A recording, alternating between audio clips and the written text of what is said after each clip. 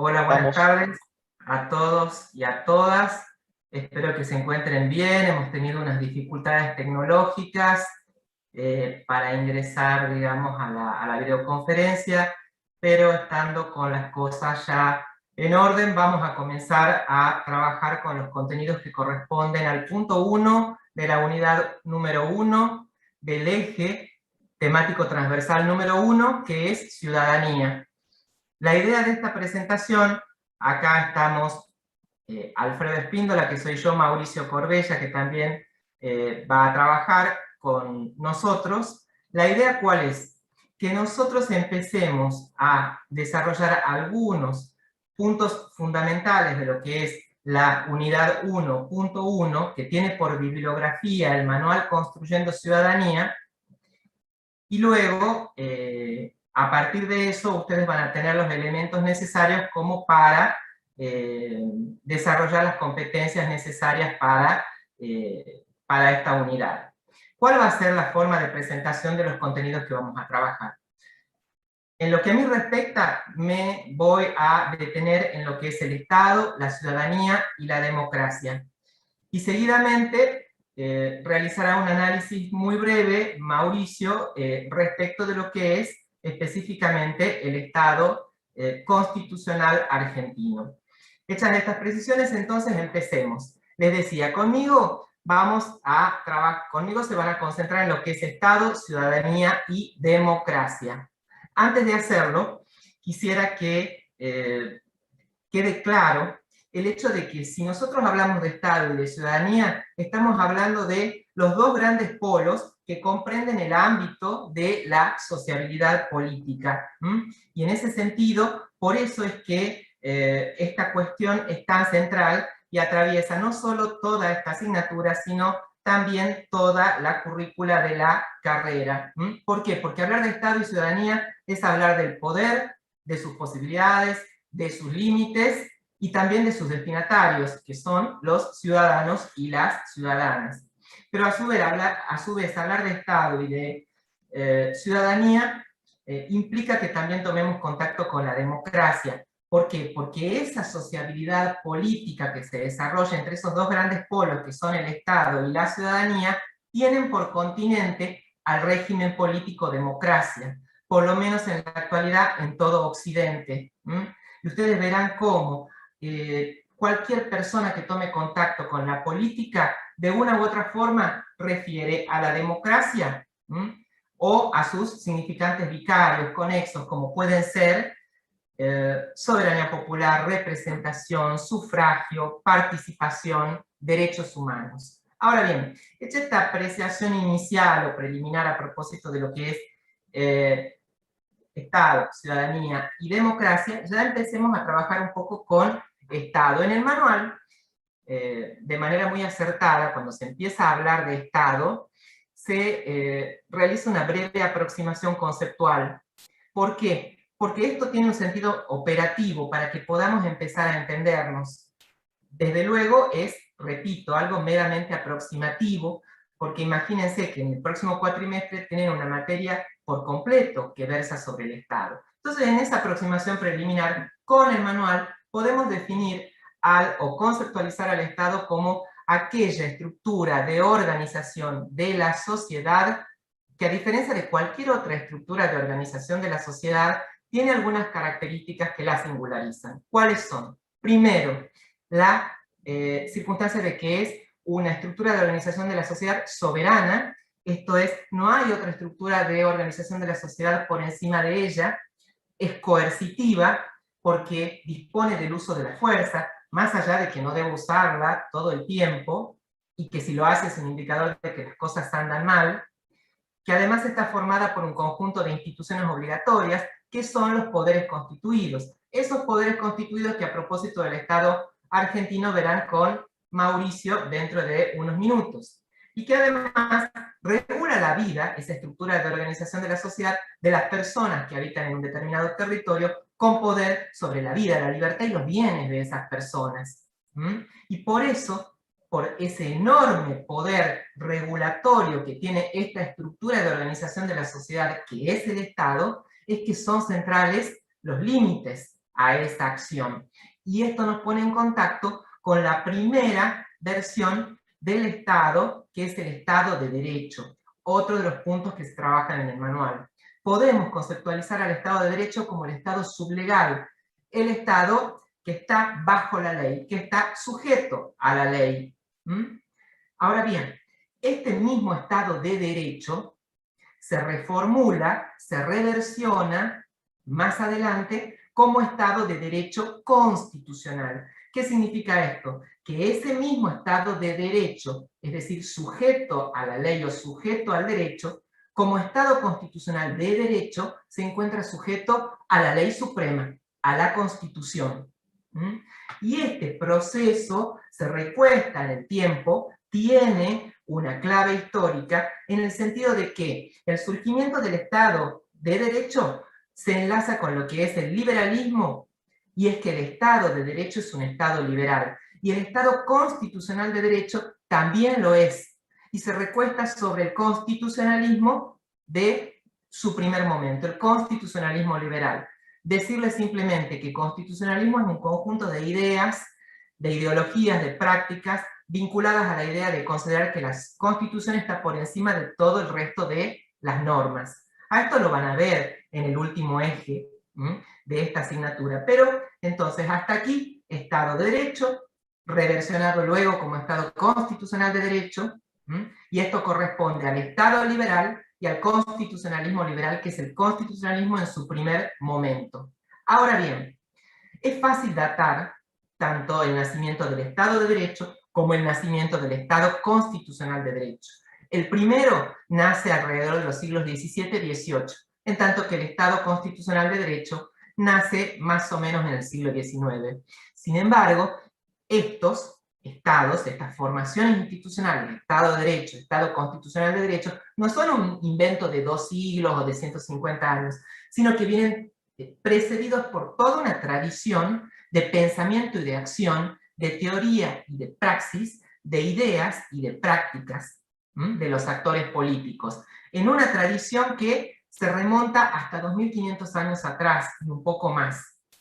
Es así que esta idea de un Estado sujeto al derecho ya se la ve en la antigüedad clásica, se la ve, por ejemplo, en la noción de isonomía, iso igual nomos ley, isonomía es igualdad ante la ley, lo que prefigura ya un poder sujeto a ciertos límites. También en la antigüedad se lo ve ya antes de la antigüedad clásica, de Atenas del siglo V a.C., con la constitución de Clístenes del siglo VI a.C. Y también aparece la idea de un poder sujeto al derecho en las prácticas de los actores. Piensen, por ejemplo, entre los grandes filósofos de la antigüedad griega, en Sócrates. En el juicio oral y público al que fue sometido, él decidió aceptó acatar la sentencia de muerte, tomando veneno, tomando cicuta, para no contravenir las leyes de la ciudad. De nuevo, esta idea de un poder sujeto a determinadas ordenaciones y que deben respetarse. También está presente en Aristóteles, en lo que es su análisis de las constituciones helenas, de 158 constituciones, es un análisis comparado, y esta idea de Estado sujeto al derecho vuelve a aparecer en el pensamiento medieval, trajinada esta idea durante siglos, hasta llegar a formulaciones acabadas ya en la Baja Edad Media, siglo XV, XIV, XV, por ejemplo con Francisco Suárez. Reaparece en la modernidad con la división de poderes de Rousseau, y ya encima casi del surgimiento del Estado de Derecho y del Estado Constitucional de Derecho, con el liberalismo político, por supuesto, y desde las prácticas con el constitucionalismo inglés y norteamericano. E incluso piensen, tengan en cuenta, que la teoría pura del derecho de Kelsen, que encarna lo que los especialistas denominan el ius-centrismo estatal, es decir, centro, derecho, Estado, centralidad del Estado, del derecho en el Estado, al asimilar ordenamiento jurídico a Estado, algo que les va a quedar claro cuando vean teoría del derecho y la justicia, porque ahí se analiza en extenso la teoría pura de Kelsen. Bueno, pues bien, esta idea de identificación del Estado con el ordenamiento jurídico o el derecho hace que de ahí fluya con toda naturalidad la idea de un Estado sublegal o aún subconstitucional. Y habiendo examinado entonces qué es el Estado, qué es el Estado de Derecho, su reversión como Estado de Derecho constitucional, Por último, nos detengamos en el Estado social de derecho. El Estado social de derecho es ese mismo Estado de derecho o Estado constitucional de derecho que la particularidad que tiene es que se hace cargo de la cuestión social. Es decir, lo que hace es afrontar la cuestión social que el Estado de derecho, constitucional de derecho, como Estado liberal, no había afrontado. Ahora bien, para que les quede claro esto, tenemos que delimitar conceptualmente qué es esto de la cuestión social, qué es esto que decimos que asume el Estado social de derecho. Pues bien, esta expresión cuestión social a lo que alude es a el cuadro de situación que atraviesan las clases trabajadoras en el contexto de, en el marco del capitalismo naciente, la revolución industrial. Esa revolución industrial que genera profundos cambios positivos, pero que como saldo negativo genera graves condiciones de vida para quienes no eran propietarios de los medios de producción, en particular para los trabajadores, que no tenían protección frente a contingencias negativas de la vida humana, como son la pobreza, la explotación laboral o las malas condiciones de trabajo. Entonces, ¿qué pasa? El Estado liberal, que era el hegemónico en el contexto del Estado de Derecho y el constitucional de Derecho, no podía afrontar estas cuestiones. ¿Por qué? Porque en el contexto del pensamiento liberal, lo que regula la vida económica son las leyes del mercado, el libre juego de la oferta y la demanda. Y bueno, si hay perdedores, es un problema para esos perdedores. Pues bien, el Estado social de derecho lo que hace es tomar en cuenta esta situación y va a buscar intervenir activamente en la economía, pero también en la política y en la sociedad a través de una serie de herramientas que perfilan esta intervención, este abandono de la posición abstencionista frente a los efectos deletéreos del capitalismo duro, del Estado liberal, para suavizar, digamos, los perjuicios que generaba. Y es así que, por ejemplo, el Estado social de derecho va a hacerse cargo de la cuestión social promoviendo la igualdad jurídica profundizada, avanzando desde la igualdad en el goce de los derechos civiles y políticos hacia la igualdad en el goce de los derechos económicos, sociales y culturales, es decir, pasar de los derechos de primera generación a los de segunda generación, algo que van a ver más detalladamente en lo que es el eje de derechos humanos. Ahora simplemente quédense con esto. Otro cambio del Estado social de derecho es que genera una idea positiva de libertad entendida como participación política. Además, despliega la idea de función social de la propiedad, va a buscar dignificar al trabajo y a los trabajadores con acciones concretas, y va a buscar proteger a los más débiles en esas situaciones existenciales que a todos nos vulneran, como pueden ser la edad, por ancianidad o por niñez, o la enfermedad. Y finalmente va a desplegar una idea de justicia social que viene de la antigüedad, pero que acá toma centralidad. También piensen que estamos con el Estado social de derecho en 1930. Ya estaba la doctrina social de la Iglesia, que también suavizaba los perfiles del Estado liberal y del pensamiento liberal. Entonces aparece una idea de justicia social como justicia equidad, justicia para el caso concreto, muy sensibilizada con los más débiles. Y antes, breve presentación de lo que es el Estado, antes de avanzar a ciudadanía y democracia, quiero concentrarme en una expresión que usó el profesor Galán en la primera clase. Él dijo que el Estado contemporáneo no puede ser entendido sino como un Estado constitucional, convencional, social, democrático de derecho. Ahora bien, la verdad es que la expresión es bastante barroca, no es linda, ni siquiera es fácil de retener en la memoria, es fea, digamos. Y sin embargo, tiene una gran aptitud, que es la de poder identificar, y esto le confiere un gran sentido pedagógico, de manera sintética todos los atributos del Estado contemporáneo. Y por eso es importante. Y por eso también otra profesora de la cátedra, Catalina de la Torre, la emplea en un trabajo de ella sobre justamente el Estado contemporáneo y la función del Poder Judicial, y por eso la traigo yo a consideración aquí, porque de hecho podemos decir entonces que el Estado argentino es, como Estado contemporáneo, como casus de Estado contemporáneo, constitucional, convencional, social, democrático, de derecho. Y decimos, es de derecho porque se sujeta a la ley. Es constitucional porque al menos desde 1853-60, que es nuestra Constitución Nacional, se sujeta a una ley suprema, y a su vez es social porque incorpora esa Constitución los contenidos del Estado Social de Derecho, primero con la reforma del 49 y luego con la del 57, y además no solo se sujeta a la Constitución, sino también a los tratados internacionales de derechos humanos con jerarquía constitucional, que se incorporan al texto constitucional en el artículo 75, inciso 22, algo que van a ver bien cuando trabajemos en el eje derechos humanos, y que además es democrático, porque la democracia fluye de la ingeniería constitucional argentina, desde que nuestro Estado es representativo, republicano y federal, y luego en sus perfiles se delimita como democrático, con jerarquía constitucional reconocida su calidad de régimen político democrático a partir de la reforma del 94. Entonces, hasta aquí, muy brevemente, lo que teníamos que considerar y tienen que tener muy en cuenta cuando trabajen con el manual Construyendo Ciudadanía a propósito del Estado. Estado de Derecho, Estado Social de Derecho, Estado de Derecho, Estado Constitucional de Derecho y Estado Social de Derecho. Ahora vayamos a ciudadanía.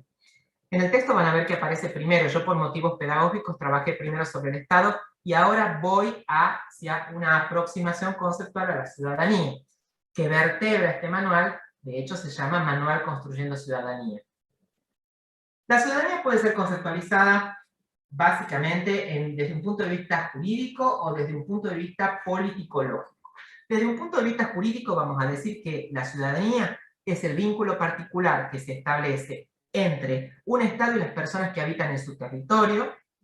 Van a ver que tiene características distintas según esos que habitan en el territorio, sean nacionales o extranjeros, pero de todos modos, no se preocupen con eso porque, en definitiva, no es algo que a nosotros nos interese por el momento. Desde el punto de vista jurídico nos interesa retener ahora que la ciudadanía es un vínculo entonces particular que se establece entre el Estado y las personas que habitan su territorio, del que resultan para esas personas derechos y deberes con y en relación al Estado y a la sociedad. Esto en cuanto a la definición desde el punto de vista jurídico.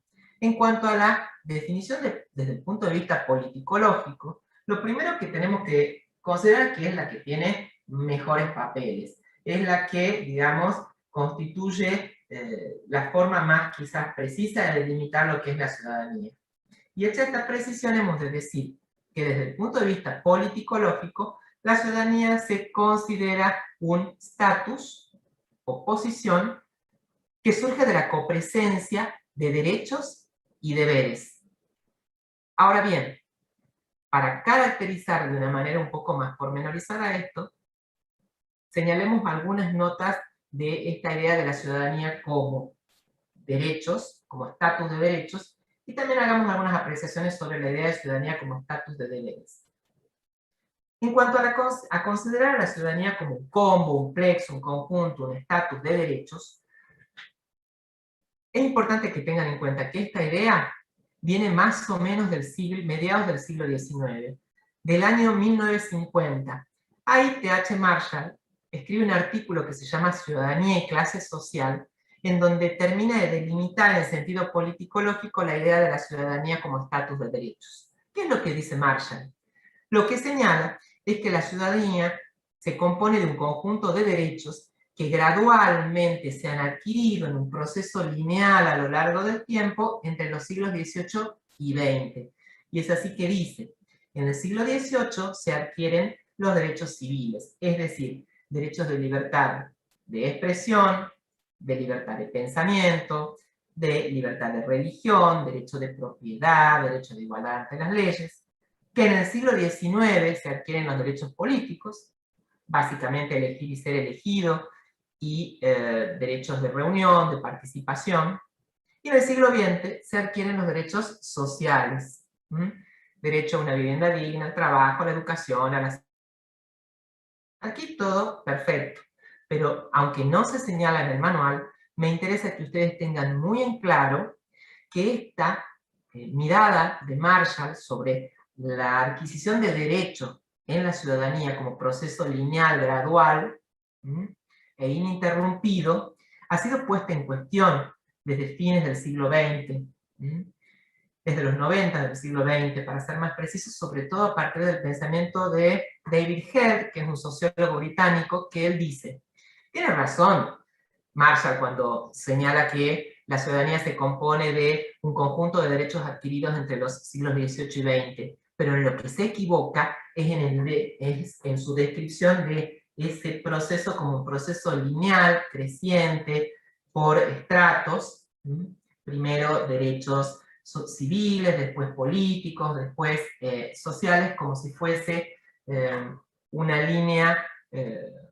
ininterrumpida, porque lo que dice Held no es así. En realidad, los derechos surgen de la lucha, surgen de un proceso de avances y retrocesos, de marchas y de contramarchas, de luchas de los actores sociales que logran visibilizar sus demandas y que éstas sean reconocidas por los estados. Entonces, no pierdan de vista que esto, que es el combo de derechos de los que hoy gozamos, son el resultado, no son el resultado de una concesión graciosa del Estado, sino producto de la lucha de los actores sociales que han logrado visibilizar sus demandas y codificarlas como derechos reconocidos por el Estado.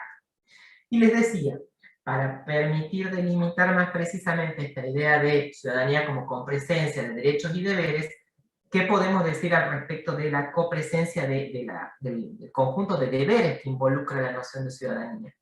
En este sentido, quisiera señalarles que lo que debe quedar bien precisamente delimitado es que aunque los deberes no son una fase de la ciudadanía sobre la que suele insistirse, tiene un rol central.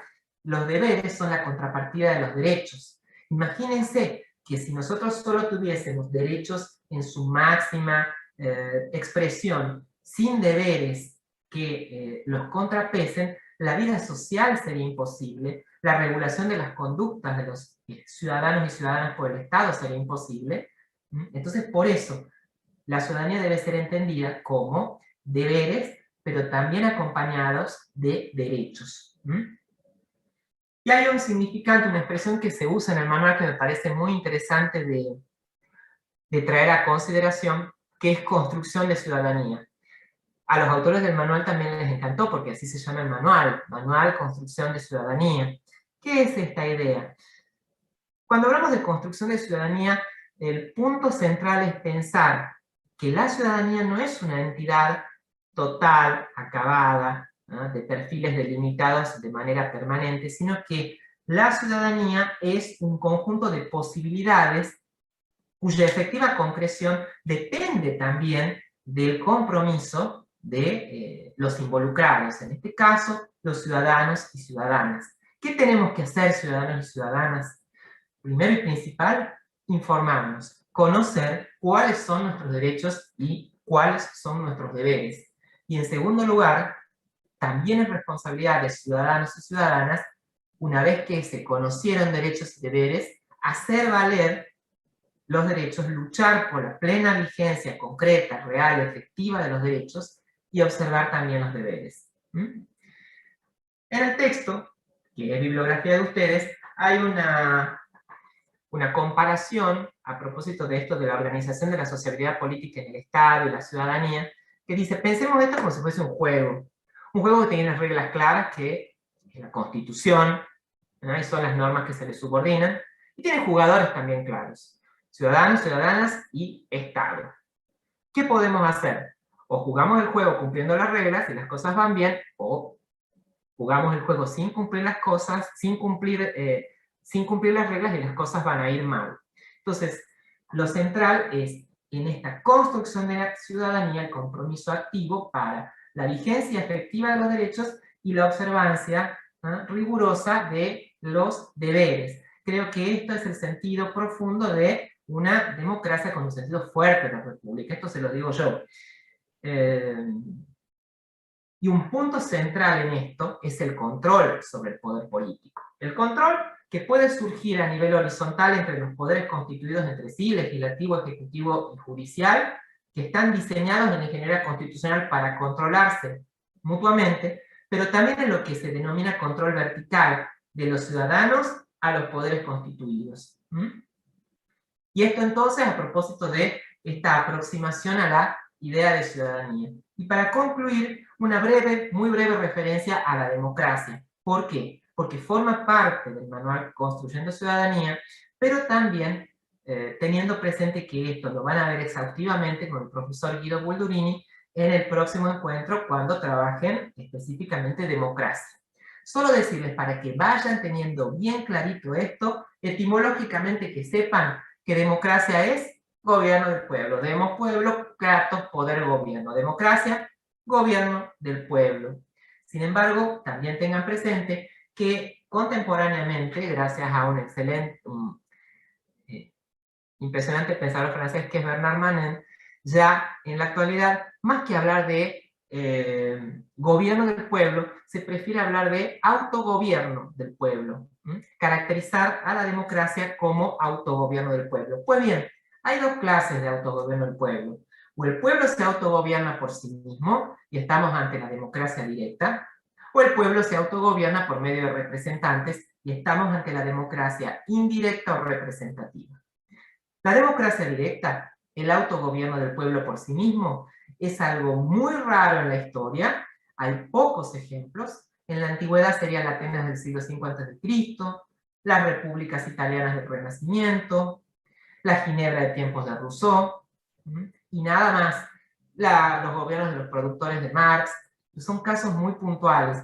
Y observen además que la democracia directa, como práctica, ¿no?, es bien excluyente, es bien exclusivista. Tomemos el caso de la Atenas del siglo V a.C. En la Atenas del siglo V a.C. estaba buenísimo ser ciudadano. Pero bueno, para hacerlo había que ser ateniense, mayor de 18 años, varón. Si uno era mujer, o era extranjero, o era esclavo, no estaba bueno, uno estaba completamente excluido de esa idea de democracia directa, que en lo que consiste básicamente es en que en asamblea todos tomamos las decisiones que nos conciernen a todos entre todos. La otra clase es el autogobierno del pueblo o, la o el gobierno del pueblo a través de los representantes. Si tomamos la expresión de Manin, autogobierno del pueblo por medio de representantes, queda clara la dosis de ficción que tiene todo esto. Es casi una contradicción de términos. ¿Cómo voy a autogobernar yo por medio de un tercero? No parece lógico. Y sin embargo es la forma que encontró el Estado moderno de poder incorporar la democracia. ¿Por qué? Porque el Estado moderno tiene una escala territorial y demográfica, es decir, es enorme en extensión y enorme en cantidad de gente, que imposibilita las relaciones cara a cara indispensables para que todos tomen las decisiones entre todos que les conciernen a todos. Por eso es que aparece la fórmula democracia representativa, esta segunda clase de democracia. Más allá que no puedo decir que es algo muy debatido, que en el fondo la idea de democracia representativa o democracia indirecta también surge de alguna manera, y esto lo dice la antropología, de la forma en que nos organizamos los seres humanos colectivamente. Porque ustedes piensen en el consorcio de un edificio, piensen en cuando se organizan viajes de curso, o en una gira de conclusión de los estudios. Divisiones de funciones, siempre aparecen personas que son más protagonistas en la gestión de las cosas y otras que están más desinteresadas. Entonces, pareciera ser que los seres humanos, cuando somos más de 2 o 3, ya de una u otra manera generamos esta idea de que hayan otros que decidan por todos, que es, digamos, el eje de esta ficción, ¿no?, que es la democracia representativa. Y hasta aquí entonces lo que tenía para comentarles de lo que es Estado, ciudadanía y democracia, y que son los ejes centrales del manual que a nosotros nos interesa que trabajen, sobre todo siguiendo los puntos del programa. Y ahora le doy la palabra a Mauricio Corbella para que haga una aproximación a lo que es ya específicamente la organización constitucional del Estado argentino. Mauricio. Gracias, Alfred. No sé, Fer, si vos querés decir algo o empiezo Hola, yo. Fer. Okay. No sé si está escuchando, Mauri. Fer, ¿estás escuchando? No, no está escuchando, me parece. Bueno, gracias, Alfred. Antes de arrancar, estamos leyendo en el chat de la transmisión en YouTube comentarios muy subidos de tono, muy desubicados, muy fuera de lugar. Están en una clase de una universidad pública. Entendemos que pueden estar de la casa, mucho más relajados, de OJ, de short, lo que sea, pero siguen en una clase de una universidad pública, así que por favor les pedimos respeto. ¿Sí? No importa si están en la casa, esto no es una transmisión de un partido de fútbol, no es una transmisión de un recital, no es nada por el estilo, es una clase de universidad pública y el chat de YouTube está habilitado al solo efecto de que hagan consultas puntuales, no para que tiren cualquier tipo de comentario desubicado. Y si creen que la clase está yendo, si el profesor está yendo demasiado rápido, no entienden algo, lo piden de manera respetuosa, no ponen, vaya más despacio, ni empiezan a mandar comentarios fuera del lugar.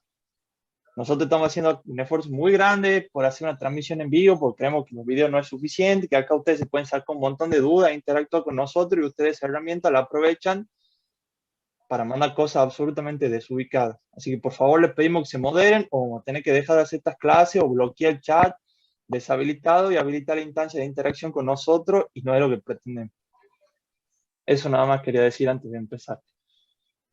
Ahora sí, ya dando inicio a lo que me corresponde a mí de la clase, yo voy avanzando con el texto que les habló Alfredo del Manual de Construcción de Ciudadanía. Yo les voy a hablar un poco de nuestra Constitución Nacional, que ustedes van a volver a ver este tema hacia el final de la materia en la bolilla, que es función judicial, pero que nos parece interesante darle una introducción para un poco explicarle el rol de la Constitución, explicarle su organización, su funcionamiento y su esquema, y que ustedes llegan a la última parte un poco más formados en esa materia, porque suele ser una bolilla que les cuesta a los estudiantes. Y el texto del manual nos empieza diciendo, dice que el texto, la Constitución define dos cosas. Por un lado, nuestra Constitución define reglas de la democracia, disponiendo quiénes gobiernan, cómo lo hacen y cómo se elige a sus gobernantes. Y por otro lado, que da un catálogo de derechos de las personas, derechos que resguarda frente al Estado, como puede ser, por ejemplo, el de la libre circulación, la igualdad ante la ley, el derecho al trabajo y demás. Y luego de eso el texto nos dice que la Constitución es nuestra ley suprema. ¿Y por qué es la ley suprema la Constitución? Y la Constitución es la ley suprema por básicamente tres cosas. Primero, porque define procedimientos para dictar leyes, que las leyes son las que regulan el funcionamiento cotidiano de nuestra sociedad. Entonces dice la Constitución establece cuáles son los procedimientos para dictar leyes respetando la soberanía popular, que es el voto de la ciudadanía al fin y al cabo. Dice cómo se tiene que presentar un proyecto de ley, se presenta ante una de las dos cámaras, todo el trámite que debe seguir y demás. Después dice que también la Constitución lo organiza el Estado. Existen tres poderes, dice cómo se compone cada uno de esos poderes, ya vamos a profundizar eso en un ratito. Y por último hace una declaración de los derechos y garantías de la gente, de todos los habitantes del pueblo argentino. ¿Y qué es lo que hace la Constitución con estas definiciones? En primer lugar, dice el texto, fija una forma de gobierno. Dice que el gobierno del Estado argentino tiene que ser representativo y republicano. ¿Qué quiere decir con representativo y republicano? Representativo que, tomando un poco lo que decía Alfredo, no gobernamos los ciudadanos de manera directa, sino que elegimos representantes. Elegimos diputados, elegimos senadores, que son formalmente nuestros representantes, elegimos también al presidente y demás, y así se gobierna. No tenemos nosotros una potestad de tomar decisiones de gobierno por nosotros mismos. ¿Y qué quiere decir que sea republicana? Que existen tres poderes: un poder ejecutivo, un poder legislativo y un poder judicial, que tienen sus funciones específicas sobre las que no me voy a adentrar todavía porque el texto lo dice más adelante, así que sigo más o menos el hilo del texto. Y ese mismo texto dice que la Constitución realiza un diseño del Estado, una forma del Estado. ¿Y qué es lo que dice de esta forma de Estado? Dice que es un Estado federal. ¿Qué quiere decir que el Estado sea federal?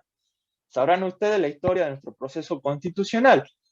Existían las Provincias Unidas del Río de la Plata, muy someramente, cuento, guerras civiles de por medio, enfrentamientos, toda una problemática para diseñar un Estado nacional, y son esas provincias las que terminan acordando la conformación de un Estado nacional al sancionar nuestra Constitución, Y en esa conformación del Estado Nacional, las provincias le ceden competencias al Estado Nacional en la conformación de la Constitución, pero conservan cierto grado de autonomía.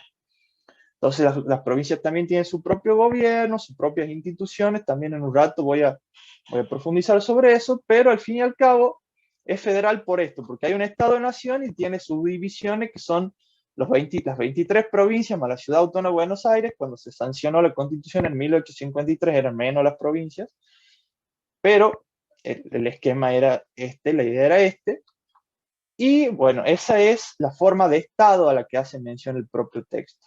Y después la propia Constitución es la que determina la forma de actuar de los poderes de gobierno. ¿Qué quiere decir la forma de actuar? ¿Cómo funciona cada poder del Estado? ¿Qué es lo que tiene que hacer cada poder del Estado? ¿Cómo debe hacerlo? ¿Bajo qué procedimientos? ¿En qué marco? Y demás. Entonces la Constitución le asigna tareas al Poder Ejecutivo, al Legislativo y al Judicial. Y piensen y tengan muy presente de esto de que son tres poderes de gobierno. Los tres poderes gobiernan a su manera. No es que el gobierno es solo del Poder Ejecutivo, que es cuando hablamos y vemos comúnmente en los medios, en la tele, en cualquier lado hablar del gobierno, en general se hace referencia al Poder Ejecutivo, pero en realidad gobiernan los tres, porque el Poder Ejecutivo gobierna a través del dictado de políticas públicas, de administración del Estado, pero el Poder Legislativo también gobierna con el dictado de normas y el Poder Judicial también gobierna a través del dictado de sentencias y resoluciones y cumpliendo esa función. Son formas distintas de gobernar, pero es gobernar al fin y al cabo. Y eso es lo que hace la Constitución. Y por último, reiterando lo que decía antes, establece el procedimiento para la creación de leyes y enumera catálogos de derechos de todas las personas. A partir de ahí, el texto les explica cuál es la estructura de la Constitución. Y dice que primero que nada la Constitución Nacional tiene un preámbulo, que el texto dice ese preámbulo integra la Constitución, la sanciona, adopta una doctrina de poder. Básicamente el preámbulo de la Constitución es como el acta de nacimiento de la Constitución. Son los constituyentes diciendo, aquí estamos, nos reunimos y hicimos este texto pretendiendo constituir la Unión Nacional, afianzar la justicia, consolidar la paz interior, proveer a la defensa común y promover el bienestar general y asegurar los beneficios de la libertad para nosotros, para nuestra potestad y para todos los hombres que quieran habitar en el suelo argentino. Eso dice el preámbulo. Les acabo de leer una cita del preámbulo. Esos son los objetivos de la Constitución. Por eso le digo que es como un acta de nacimiento. Son los constituyentes diciendo, formamos este texto con esta finalidad. Y por eso la Constitución, hay discusiones jurídicas al respecto, pero se dice que el preámbulo es como una pauta interpretativa de la Constitución. Y después viene lo que se llama las declaraciones, derechos y garantías, que son libertades que reconoce la Constitución, valores que reconoce para sus habitantes, como puede ser, por ejemplo, como les dije recién, la libre circulación, la libertad de trabajo, la libertad de no ser detenido sin orden de autoridad competente, etc. Y que a su vez esa parte de declaraciones, derechos y garantías se divide en dos.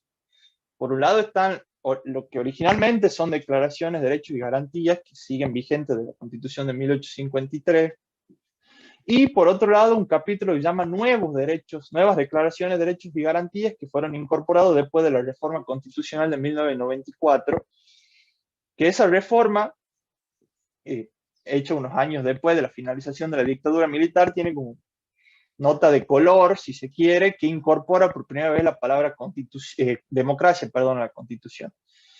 Y aspira también a fomentar una mayor participación ciudadana, incorpora algunos mecanismos de democracia semidirecta. No quiero profundizar mucho sobre eso, pero reconoce derechos, lo que llaman derechos colectivos, que ya lo van a ver en la parte de derechos humanos de la materia, pero eso es básicamente un poco lo que hacen estos nuevos derechos y garantías. Y ahí es importante que también conozcan la diferencia entre declaraciones, derechos y garantías. Por un lado, declaraciones son como toma de posiciones. Es decir, yo estoy plantado acá, reconozco esto, una toma de posición sobre cuestiones fundamentales, como puede ser la forma de gobierno. Es decir, yo declaro que soy representativo, declaro que soy republicano. Es una declaración. Por otro lado, los derechos son facultades que les reconoce a todas las personas, que ahí verán que la Constitución en el preámbulo habla de habitantes, no habla de ciudadanos, que son dos categorías distintas, ¿no? Hay que Alfredo les explico un poco recién.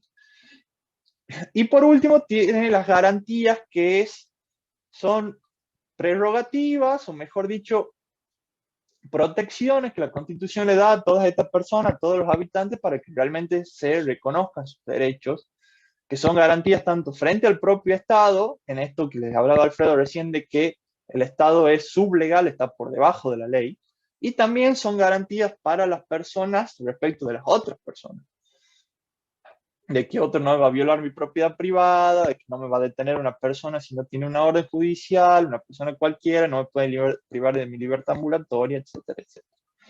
Y después la segunda parte de la Constitución es la que tiene la organización del Estado argentino, la que lo diseña, que se conoce como parte orgánica.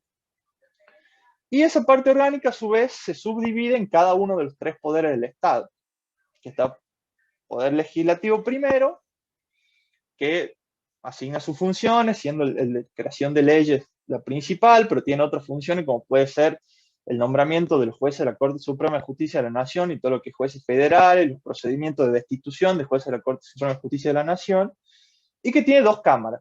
Por un lado, la Cámara de Diputados, que son los representantes del pueblo de las provincias, por eso las provincias tienen una cantidad de diputados proporcional a la cantidad de habitantes que tienen, y después está la Cámara de Senadores, que son representantes de las provincias institucionalmente propiamente dicho, y por eso todas las provincias tienen igual cantidad de senadores. Después viene el Poder Ejecutivo, que entre sus funciones está la ejecución de las leyes, la jefatura del Estado y del gobierno argentino, y es el responsable político de la administración del país, y su cabeza es el presidente. Y por último está el Poder Judicial, que es el que se encarga, dice el texto, de dirimir conflictos e imponer sanciones a quien desobedece las leyes. Y habla específicamente del Tribunal Supremo de la Nación Argentina, que es la Corte Suprema de Justicia de la Nación, y de los demás tribunales inferiores, dice la Constitución. Y aquí me adentro un poquito en el rol de la Corte, porque va a tener mucho que ver con lo que van a ver en la última bolilla de la materia, que es el control de constitucionalidad. La Corte es el intérprete último de la Constitución. Los jueces del país, todos los jueces del país, eso me adelanto un poco a lo que van a ver al final de la materia, tienen derecho a declarar la inconstitucionalidad de una ley o de, por ejemplo, de un decreto presidencial. La Argentina tiene lo que se llama un control de constitucionalidad difuso. Todos los jueces de cualquier fuero pueden declarar la inconstitucionalidad de una ley o de un decreto. Pero la última intérprete de la Constitución, la que define el trazo fino de la letra de la Constitución y la que tiene cuya declaración o cuya interpretación se tiene como, no sé si verdadera sería la palabra, pero como superior a las demás, es la Corte Suprema de Justicia de la Nación. Y la Corte también controla a los demás poderes. El declarar inconstitucionalidad es también un control de los demás poderes, porque una ley o un decreto no lo hace el Poder Judicial, claramente. Y de ahí el texto le habla de los gobiernos de las provincias. Yo le dije al principio que las provincias conservan cierto grado de autonomía. ¿Y por qué le dije cierto? Ustedes van a ver que el texto dice expresamente las provincias tienen autonomía.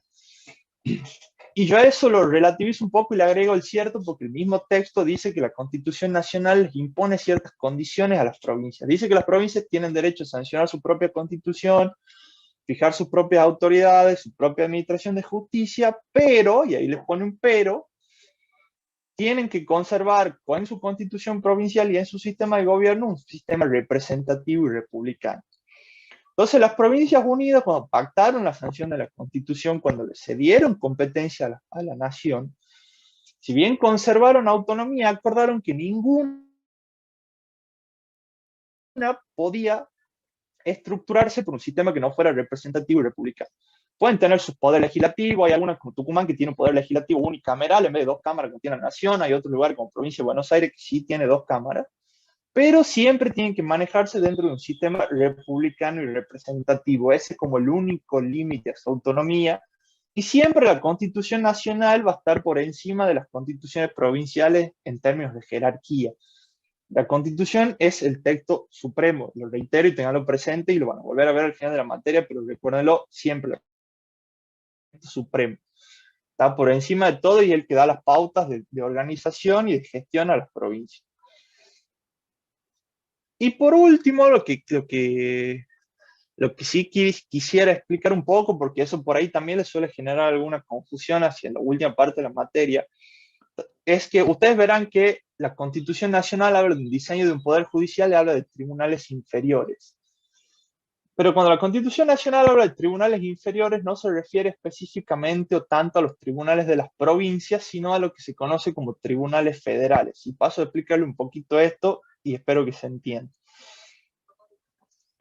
Cada provincia tiene derecho, como lo dice la propia Constitución, a gestionar su propia administración de justicia y tiene su propio poder judicial con su propia Corte Suprema. Y en principio, dentro de una provincia se tramita ante ese poder judicial de esa provincia. Es la administración de justicia se conoce como competencia ordinaria y en principio la administración de justicia no está cedida como competencia de las provincias a la nación, pero existe lo que se llaman los tribunales federales o el fuero federal, que es el que está regulado expresamente en la Constitución, que se da para determinados casos donde, por ejemplo, puede ser que el Estado Nacional tenga algún interés, como por ejemplo algún litigio en el que pueda ser parte de la universidad, que depende del Estado Nacional, la universidad pública estoy hablando, o por ejemplo, porque sean casos donde podría haber alguna afectación o alguna relación en más de una provincia, como puede ser, por ejemplo, caso de trata de personas, donde por ahí puede haber traslado de personas de una provincia a otra y demás. Entonces, en esa competencia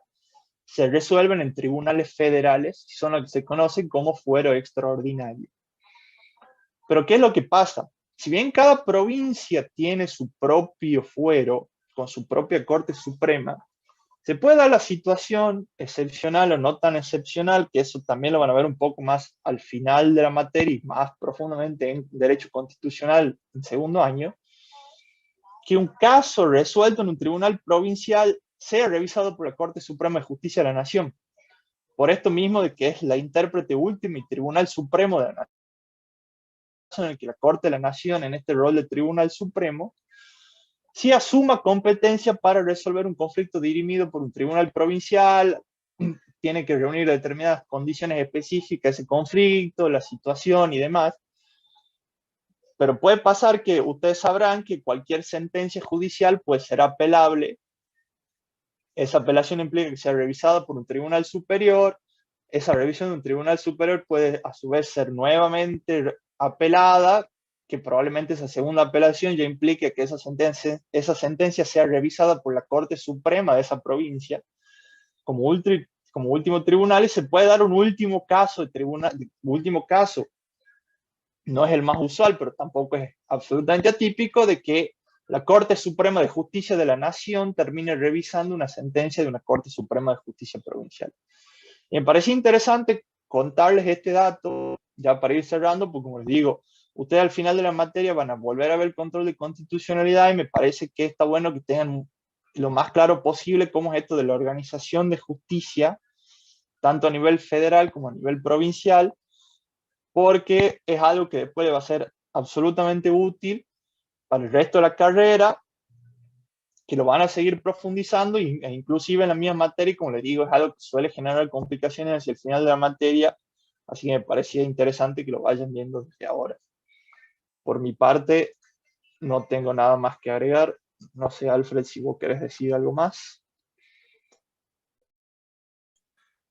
Bueno, Mauri, me parece que ha quedado claro. Eh, Solo me parecía interesante explicitar que ustedes habrán visto que todo el tiempo hemos estado haciendo referencia a cuestiones que les decimos, la van a ver en tal materia, la van a ver más adelante en esta misma materia, atraviesa toda la carrera, y es porque, bueno, como el proceso de conocimiento mismo, a veces uno tiene que empezar a trabajar con una caja de herramientas, que es un determinado vocabulario, y que cuanto uno lo hace más por primera vez, hay muchos más términos y cuestiones que tienen que explicitarse, pero quédense tranquilos que por lo menos las cuestiones que están tematizadas en el marco de lo que hemos trabajado hoy, encuentran también su profundización en unidades posteriores. Eso en cuanto al tema este y en cuanto a la a la cuestión esta de los comentarios, digamos, del chat. Yo la verdad que estaba dando la clase, así que no veía nada. Y la verdad es que, bueno, es un problema de encuadre, o sea, por más que ustedes están en sus casas, el encuadre es una clase, no es cualquier ámbito privado, digamos. Entonces, tienen que aprender a ubicar las situaciones de contexto, porque eso es un signo de inteligencia básico, digamos. Y además tienen que tener en cuenta que nosotros lo mismo los tenemos identificados a todos y a cada uno de los que han emitido expresiones fuera de lugar, porque ustedes tienen un usuario en el aula virtual. Esto no es una cancha de fútbol, este también es un contexto que está, digamos, pautado. Entonces nosotros sabemos perfectamente quiénes son aquellos o aquellas que han tenido esas intervenciones. Y bueno, hace al concepto también de las personas. Bueno, eso en cuanto a esto, no sé si habrás vos visto, Mauricio, alguna pregunta o algo que haya quedado pendiente. Por ahí he Estoy leído viendo que una había algunas... pregunta que me Sí, parece sí, sí. interesante para responder, que preguntan si el Ministerio Público no contaría como cuarto poder. Podría ser, a ver, el Ministerio Público en la Constitución Nacional nace y lo dice expresamente la Constitución Nacional como un ministerio extrapoder. En los papeles termina siendo un cuarto poder, si se quiere, aunque tal vez en la nación eso no es tan evidente, eso ya lo van a estudiar un poco mejor cuando vean procesal penal, sobre todo, que ahí es donde creo que se ve más claro el rol que cumple el Ministerio Público Fiscal en el ámbito federal y demás, porque además la Argentina está como en una transición a nivel federal de códigos procesales penales, donde donde el Ministerio Público Fiscal cumple un rol o no. En Tucumán sí estaría como un poco más claro ese cuarto poder y hasta si se quieren podríamos hablar de un quinto poder que sería el Ministerio Público de la Defensa, porque en Tucumán se pretende, y acá sí me pongo sobre todo en el fuero penal, si bien no hay una igualdad de armas estrictamente entre ministerios y juez, son independientes, hay un ministro de defensa, un ministro fiscal y un juez que resuelve, pero tienen su autonomía organizativa, ya no dependen de la Corte Suprema de Justicia de Tucumán, como fue eh, hace un tiempo. Así que digamos que se podría hablar de manera laxa, si se quiere, de un cuarto y un quinto poder, pero en términos de diseño normativo no lo son porque al fin y al cabo terminan formando parte de la función judicial de una u otra manera. No sé si quedó respondida la pregunta o si vos querés agregar algo, Alfredo, a lo que dije. No, me parece bien. Me parece bien. Solo agregar que con que tenemos tres poderes ya nos basta y nos sobra. Y en realidad ustedes van a ver que de alguna manera tanto el Ministerio Público Fiscal como el Ministerio Público de la Defensa, que en el orden nacional es un Ministerio Público único, pero bifronte, digamos, tiene su propia estructura jerárquica, el Ministerio Público Fiscal y el de la Defensa, siempre acceden a otro poder cuando realizan, digamos, sus quehaceres específicos, sobre todo el Poder Judicial. Entonces, en ese sentido, no cumplen de alguna manera con esa división clásica que viene de Montesquieu, que es hacer la ley, o sea, crearla, aplicarla o decidir las controversias, que es el Poder Judicial. No sé si habías notado vos Claro, alguna otra... Mm, sí, no, déjame agregarte que eso que decir que para que quede más claro, esa autonomía que tienen sobre todo obedece a cuestiones de funcionamiento y presupuestarias. O sea, tienen su presupuesto, tienen su cabeza, pero como dice Alfredo, terminan formando parte de la estructura y de la dinámica judicial. Por eso no se puede hablar estrictamente de que sean otros poderes. bien. Entonces es como ambivalente, pero no lo llegan a configurar la noción de poder, pues dice Alfredo, no cumplen una función dentro de lo que se consideraba la división de poderes clásica de Montesquieu, digamos. ¿Alguna otra pregunta que haya quedado, Mauricio, vos ahí o algo del texto de Montoya Brand? No sé. No se te escucha, Mauri, estás silenciado. Perdón, había una del texto de Boyo, si querés te la leo, que era tu clase, así la contestas vos. Déjame que la encuentre porque... A ver, sí, yo Eh, justo cerré porque... aguantame. Eh,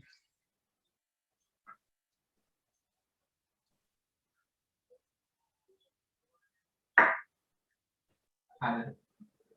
a ver, a ver, a ver. La había visto por ahí, pero bueno, el chat por ahí se hace... Sí, yo también la había visto, pero ahora yo cerré la página de YouTube. ¿Para qué era? Era sobre... Una era sobre la diferencia, no me acuerdo si entre derecho y ley, una cosa más general, digamos. Ahí está, hay uno que dice, no entiendo las tres respuestas, no entiendo la respuesta que distingue Bobby en la relación entre derecho y coacción. En el texto de Montoya, es eso. Sí, Esa es sí. una pregunta, va. Pero Bueno, eso lo entiendo que está que explicado en tu video. sí, o sea, lo que les tiene que quedar claro, digamos, es que hay como dos miradas sobre el derecho, digamos, en el pensamiento de Bobbio. O sea, lo que él considera es que el derecho son reglas acerca de la fuerza, ¿m? Y no la idea del derecho como amenaza. Y es, en ese sentido, el derecho, un discurso sobre la fuerza que incorpora a la fuerza como un tema del derecho y que para ser regulado por el derecho. Después, ¿qué otra cosa? Si eso está explicando en el video, yo lo que les Sí, sí, digo es sí. que insistan sobre el video y la justo estoy abriendo acá. Claro, o sea, o lo entendemos como órdenes respaldadas por amenazas o como reglas acerca de la fuerza. Si lo hacemos como órdenes respaldadas por amenazas, es como que es como que el poder está por fuera del derecho con la sola función de respaldarlo. Mientras que si es reglas acerca de la fuerza, el poder está adentro del derecho, el poder como fuerza, y es disciplinado por el derecho. Eh, y después, ¿qué otra cosa? ¿Alguna otra pregunta de estos temas? ¿Estás viendo el chat ahí todavía? Sí, a ver.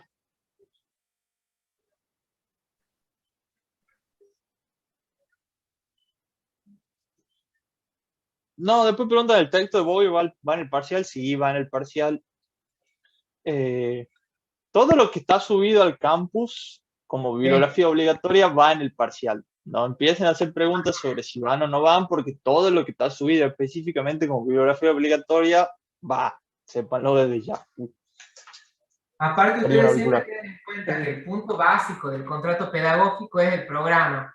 Entonces, el Claro, programa tiene unidades con cada una su bibliografía. Entonces, salvo que nosotros en algún momento les excluyamos algo, en principio va todo, digamos. ¿Eh? Y está va todo hasta planeado que se así. demuestre lo contrario.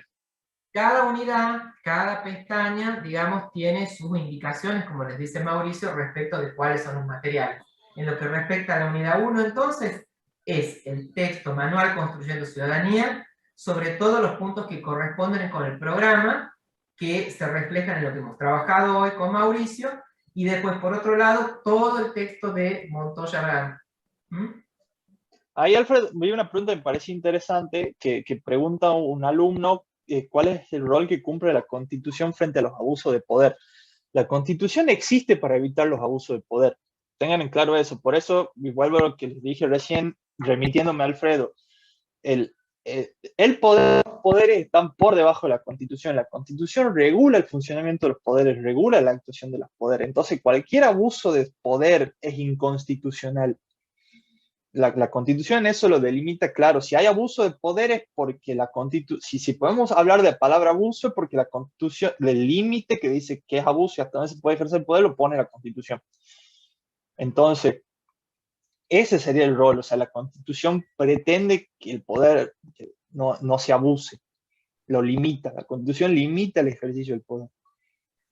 Acuérdense cuando al principio, digamos, de lo que yo estaba hablando, les decía, una primera definición de Estado es estructura de organización de la sociedad soberana, coercitiva, con poder sobre los bienes,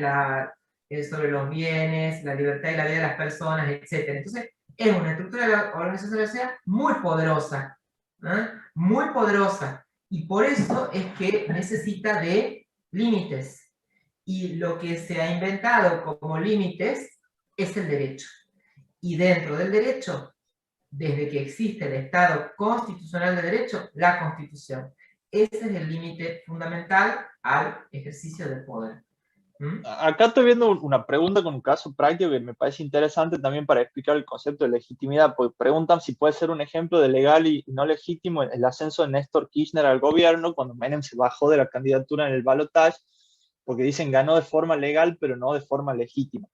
No, no es tan así, porque es verdad, el texto dice que la legitimidad viene a colación un poco de la obediencia, y es verdad que Kirchner en ese momento cuando asumió no tenía un porcentaje de voto que se pueda decir que tiene una obediencia hipermasiva, pero fíjense ustedes que el texto de Montoya dice que la legitimidad es el justo título para ejercer el poder. Cuando se habla de justo título, habla de tiene derecho de ejercer el poder. Y la asunción de Néstor Kirchner fue legítima en la medida en que tenía el justo título, o sea, al bajarse su contrincante en el balotaje, él se vuelve ganador de la elección y eso le da legitimidad, no le da legalidad. Legalidad, y para que no se confundan de concepto, lo dice el texto, es que él después, ya en el poder, a su mandato lo ejerza respetando la normativa vigente, respetando la Constitución y los límites que le ponen las leyes para ejercer ese poder. Entonces, guarda con los conceptos, no se queden tanto con la idea de legitimidad como obediencia y asocien obediencia con pocos votos porque no va por ahí. Kirchner tenía su legitimidad a la medida que tenía su justo título. Fue el ganador de la elección de una manera medio atípica, sí, pero la ganó en los términos en los que prescribe la Constitución y la ley que regula las elecciones, entonces era legítimo su gobierno. Espero que con esto le quede claro un poco la diferencia entre uno y otro concepto. Concierne al origen del poder, es el derecho de gobernar. Exactamente. Lo tenía porque, según el régimen electoral vigente, fue designado presidente. Desde la sociología, digamos, tradicional se distingue legitimidad de origen y de ejercicio, porque se dice que durante el desempeño, ese capital que es la legitimidad de origen, que es el derecho de gobernar, puede fortalecerse o debilitarse, eso es otra cosa. Tomemos el caso de la Rúa, cuando él sale en el helicóptero tenía una muy baja legitimidad de ejercicio, digamos. Pero no confundamos los términos en cuanto a esta distinción, estamos tomándolo legitimidad como origen del poder, versus legalidad que tiene que ver con el concreto desempeño de ese poder. ¿Alguna otra, Mauricio? No, me parece que no, lo que sí estoy viendo ahí porque están haciendo una pregunta del Sí. texto de Bobbio sobre que dice que está explicado hasta el 1.3 y si no, si después no se va en el video y si después no se va a subir otra cosa. El texto de Bobbio No, está subido completo, pero fíjense, yo fíjense que les les puedo dice contar, ahí, digamos. claro, pero fíjense que les dice ahí cuando está él para descarga el texto, en el mismo campo dice que va desde la página 7 hasta la 16. Ese texto sí está subido de manera completa, pero no va todo y está aclarado ahí en el mismo nombre del archivo. Así que por favor sepan que lo que va después del texto de Bobbio, eso sí que no va, o sea, va el texto de Bobbio, pero no entero. Ah, me confundí, yo creía que estabas hablando del texto sobre Bobbio de Montoya Brand. No, no, no, el texto de Bobbio de la definición mínima de democracia. Sí, ese texto Bien, está subido el libro completo, pero va todo el primer capítulo, pero para que tengan claro que no va todo el primer capítulo. así es.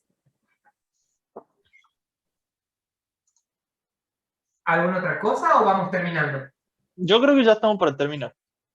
Bueno, bueno, entonces espero que haya servido, más allá de las contingencias estas de técnicas y morales que hemos tenido. Así que bueno, nos despedimos, espero que estén bien todos y todas, y nos estamos reencontrando en la clase sincrónica del martes que viene, donde el profesor Budolini va a trabajar con los contenidos pedagógicos que corresponden a la unidad número 2. ¿Así es, Mauricio? Así es. Bueno, vamos cerrando. Buenas tardes. Que anden bien.